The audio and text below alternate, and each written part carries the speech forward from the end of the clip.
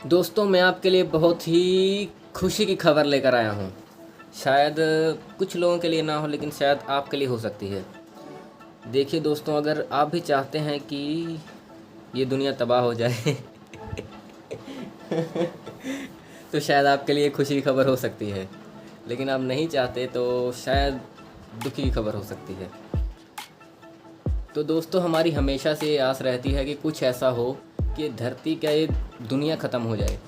थोड़ी सी आस ये कोरोना की बीमारी लेकर आई थी, लेकिन उसने भी धोखा दे दिया। और अब लगता है कि भगवान ने हमारी सुन ली है और वो धरती पे उल्कापिंड भेजने जा रहे हैं। और ये उल्कापिंड इतना बड़ा होगा, इतना बड़ा होगा। तो दोस्तों, अब हमारे सारे अरमान इस उल्कापिंड से लगे हुए हैं। लेकिन लगता है चाइना हमारे इन अरमानों पर रॉकेट फेंक देगा जी हाँ दोस्तों, लगता है चाइना हमारे इन अरमानों पर रॉकेट फेंक देगा। वही चाइना जिसने पहले पूरी दुनिया को ख़त्म करना चाहा, और अब वही चाइना पूरी दुनिया को बचाने जा रहा है। जी हाँ दोस्तों। तो दोस्तों, ये जानने के लिए कि आखिर चाइना इस दुनिया को कैसे बचाएगा, इस वीडियो को एंड तक देखें। और इस वीडियो को एंड तक देखना। इस वीडियो में हम एंड में एक पोल रखने वाले हैं और आपको उसका जवाब देना चाहिए शायद। तो दोस्तों, पूरी धरती को बचाने का जिम्मा ले रहा है चीन। वह पृथ्वी को आर्मागेडोन उल्कापिंड से बचाएगा। इसके लिए वह धरती की तरफ आ रहे उल्कापिंड पर अपने सबसे बड़े रॉकेट से हमला करेगा, ताकि उल्कापिंड की दिशा बदल जाए। इस तरह चीन पूरी पृथ्वी को अंतरिक्ष की आफत से बचाने की योजना बना रहा है। आइए जानते हैं कि चीन किस उल्कापिंड की बात कर रहा है, वह अपने किस रॉकेट से इस उल्कापिंड पर हमला करेगा, वह कैसे धरती को उल्कापिंड से बचाएगा। धरती की तरफ एक बहुत बड़ा उल्कापिंड आ रहा है। ऐसी आशंका है कि यह धरती से टकरा सकता है। आशंका क्या, मैं पूरी गारंटी देता हूँ ये टकराएगा। ऐसा हुआ तो धरती से जीवन समाप्त हो जाएगा, जैसा कि सभी लोग चाहते ही होंगे। जैसे कि करोड़ों साल पहले डायनासोर मारे गए थे।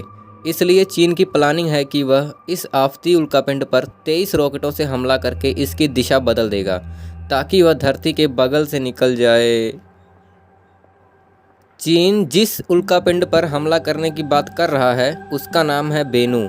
यह उल्कापिंड 7750 करोड़ किलोग्राम वजनी है। अब आप ही सोचिए कि अगर इतना बड़ा उल्कापिंड अगर धरती से टकराता है तो क्या होगा। ये तो पूरी पृथ्वी पर प्रलय मचा देगा। अगर धरती के करीब से भी तेज़ी से निकल गया तो भी बहुत बड़ी तबाही आने का अंदेशा बना रहेगा, क्योंकि इसकी गति और धरती की गुरुत्वाकर्षण शक्ति के बीच जो संघर्ष होगा वह पृथ्वी पर प्रलय लाने के लिए काफ़ी होगा। बेनू उल्कापिंड अगर धरती से टकराता है तो वह करीब 1200 मेगाटन काइनेटिक ऊर्जा पैदा करेगा। यह हिरोशिमा पर गिरे परमाणु बम की ताकत से 80,000 गुना ज़्यादा ताकतवर होगा। अगर इसे डायनासोर को मारने वाले उल्कापिंड से तुलना करें तो उसने 100 मिलियन मेगाटन ऊर्जा पैदा की थी। उस हिसाब से बेनू उल्कापिंड कम ऊर्जा पैदा करेगा, लेकिन इतना धरती की तबाही करने के लिए काफ़ी होगा।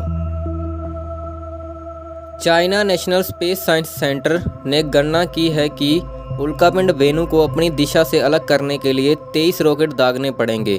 चीन इसके लिए अपना सबसे बड़ा रॉकेट लॉन्ग मार्च का उपयोग करेगा। यह एक रॉकेट 900 मैट्रिक टन यानी 9 लाख किलोग्राम वजन का है। चीन ने कहा है कि 23 लॉन्ग मार्च रॉकेट जब एस्टेरॉयड बेनू से टकराएंगे तब वह धरती से 9000 किलोमीटर की दूरी पर जाएगा, यानी अपनी धरती के रेडियस से 1.4 गुना ज़्यादा दूर। यह स्टडी इकेरस नाम के जर्नल में प्रकाशित हुई है। बीजिंग स्थित नेशनल स्पेस साइंस सेंटर के स्पेस साइंस इंजीनियर इस स्टडी के प्रमुख लेखक मिंग ताओ ली ने कहा कि एस्टेरॉयड की टक्कर से धरती पर हमेशा खतरा बना रहता है। किसी एस्टेरॉयड की दिशा बदलना आसान काम नहीं है, लेकिन हमें भविष्य में यह काम करने के लिए तैयार रहना होगा।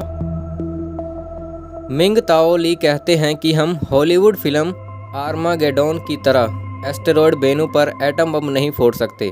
उससे खतरा कम नहीं होगा बल्कि बढ़ जाएगा। एटम बम के विस्फोट से टूटने वाले एस्टेरॉयड के टुकड़े अपनी दिशा नहीं बदल पाएंगे।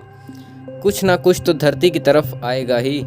हो सकता है कि इस विस्फोट की ऊर्जा से उनकी गति और ज़्यादा हो जाए। ज़्यादा गति से अगर छोटी वस्तु भी धरती से टकराती है तो वह बहुत बड़ा नुकसान कर सकती है। अमेरिका के प्लान से चीन की योजना थोड़ी लंबी और महंगी है। अमेरिकी अंतरिक्ष एजेंसी नासा ने भी एक ऐसा हैमर बनाया है, आप हैमर की फुल फॉर्म अपनी स्क्रीन पर देख सकते हैं, जिसमें 30 फीट लंबे स्पेसक्राफ्ट को एस्टेरॉयड से टकराया जाएगा। नासा के सिमुलेशन के हिसाब से हैमर स्पेसक्राफ्ट को 34 से 53 बार एस्टेरॉयड से टकराना होगा, यानी हर स्पेसक्राफ्ट एक एक टक्कर मारेगा। नासा का यह एक्सपेरिमेंट एस्टेरॉयड बेनू के धरती से टकराने से 10 साल पहले शुरू किया जाएगा, ताकि हर टक्कर के साथ एस्टेरॉयड बेनू का मार्ग बदलता रहे। ये भी हो सकता है कि कम टक्कर से ही एस्टेरॉयड सुरक्षित दूरी बना ले, फिर अन्य स्पेसक्राफ्ट को अंतरिक्ष में भेजने की तैयारी ना करनी पड़े। इससे मेहनत, पैसे और इंफ्रास्ट्रक्चर की बचत होगी।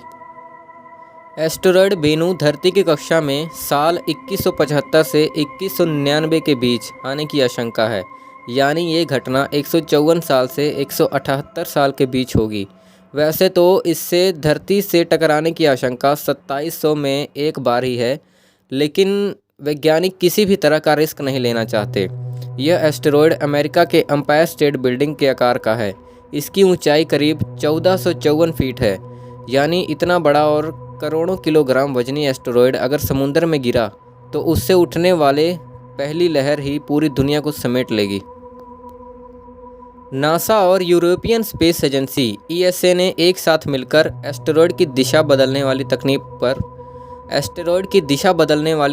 पर काम शुरू किया है।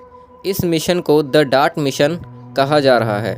यह इस साल 24 नवंबर को लॉन्च किया जाएगा। इसमें एक स्पेसक्राफ्ट को 1.10 करोड़ किलोमीटर दूर मौजूद डिडीमॉस एस्टेरॉयड सिस्टम से टकराया जाएगा। नासा का स्पेसक्राफ्ट एस्टेरॉयड से टकराएगा, वहीं ESA का स्पेसक्राफ्ट इस पूरी घटना की रिकॉर्डिंग करेगा। Asteroid Bennu B type asteroid है, यानी इस एस्टेरॉयड में बहुत ज़्यादा मात्रा में कार्बन मौजूद है। यह उस समय बना होगा जब धरती या सौर मंडल की उत्पत्ति हुई होगी। नासा के एस्टेरॉयड रीडायरेक्ट मिशन को रद्द कर दिया गया है, लेकिन ट्रंप के राष्ट्रपति बनने से पहले ही सितंबर 2016 में ओसिरिस रेक्स मिशन पृथ्वी से लॉन्च होकर एस्टेरॉयड बेनू की ओर बढ़ चुका है। ओसिरिस रेक्स मिशन इसी साल एस्टेरॉयड बेनू पर लैंडिंग करेगा और वहां से नमूना एकत्रित कर साल 2023 तक वापस पृथ्वी पर पहुंचाएगा। एस्टेरॉयड माइनर्स की इस मिशन पर बहुत सारी उम्मीदें टिकी हैं। इस तरह के मिशन की सफलता और इससे मिले नमूनों की शोध अंतरिक्ष में खनन का भविष्य तय करके और निर्णायक साबित होंगी। लॉन्ग मार्च 5 रॉकेट चीन का सबसे भरोसेमंद रॉकेट है। इसी रॉकेट की मदद से चीन ने कई सैटेलाइट लॉन्च किए हैं। इसी रॉकेट से उसने मंगल और चांद पर अपने प्रोब भेजे हैं। हालांकि इस रॉकेट ने हाल ही में उस समय काफ़ी चिंता पैदा कर दी थी जब वह अनियंत्रित तरीके से धरती की कक्षा में प्रवेश किया था। मई में 20 टन का लॉन्ग मार्च 5 रॉकेट अरब सागर में मालदीव्स के पास गिरा था। इसके पहले मई 2020 में इसके हिस्से आइवरी कोस्ट के 2 गांवों पर गिरे थे। सीनियोस के मुताबिक जो एस्टेरॉयड 328 फीट यानी 100 मीटर से ज़्यादा बड़ा होता है उससे धरती पर खतरा रहता है। हालांकि धरती पर एस्टेरॉयड्स बड़े स्तर का नुकसान 10,000 साल में एक बार करते हैं। अगर 1 किलोमीटर आकार वाला कोई एस्टेरॉयड धरती से टकराता है तो वह पूरी धरती पर तबाही मचा सकता है। हालांकि इतना बड़ा एस्टेरॉयड अभी तक धरती से कई करोड़ों साल से नहीं टकराया है। सीनियोस के मुताबिक जो एस्टेरॉयड 328 फीट यानी 100 मीटर से ज़्यादा बड़ा होता है उससे धरती पर खतरा रहता है। हालांकि धरती पर एस्टेरॉयड्स बड़े स्तर का नुकसान 10,000 साल में एक बार करते हैं। अगर 1 किलोमीटर आकार वाला कोई एस्टेरॉयड धरती से टकराता है तो वह पूरी धरती पर तबाही मचा सकता है। हालांकि इतना बड़ा एस्टेरॉयड अभी तक धरती से कई करोड़ों साल से नहीं टकराया है। तो दोस्तों, अगर आपको हमारी ये वीडियो पसंद आई हो तो वीडियो को लाइक अभी मत करना, क्योंकि दोस्तों अगर आप लोग चाहते हैं कि ये दुनिया तबाह हो जाए तभी वीडियो को लाइक करें, और अगर आप लोग चाहते हैं कि दुनिया तबाह ना हो तो वीडियो को डिसलाइक कर सकते हैं। मैं बिल्कुल भी बुरा नहीं मानूंगा। जी हाँ दोस्तों, मैं देखना चाहता हूँ कि कितने लोग चाहते हैं कि ये दुनिया तबाह हो जाए। जी हाँ, और आप भी यहाँ पर आकर चेक कर सकते हैं कि कितने लोगों ने लाइक किया है और कितनों लोगों ने डिसलाइक किया है। और हाँ, एक बात तो मैं भूल ही गया, अगर आप लोगों ने अभी तक हमारे चैनल को सब्सक्राइब नहीं किया तो कर लीजिए, और इस वीडियो को ज़्यादा से ज़्यादा लोगों तक शेयर कीजिए, ताकि उनके भी सुझाव हम देख सकें कि वो क्या चाहते हैं। तो मिलते हैं हम आपसे अगली वीडियो में। Bye bye.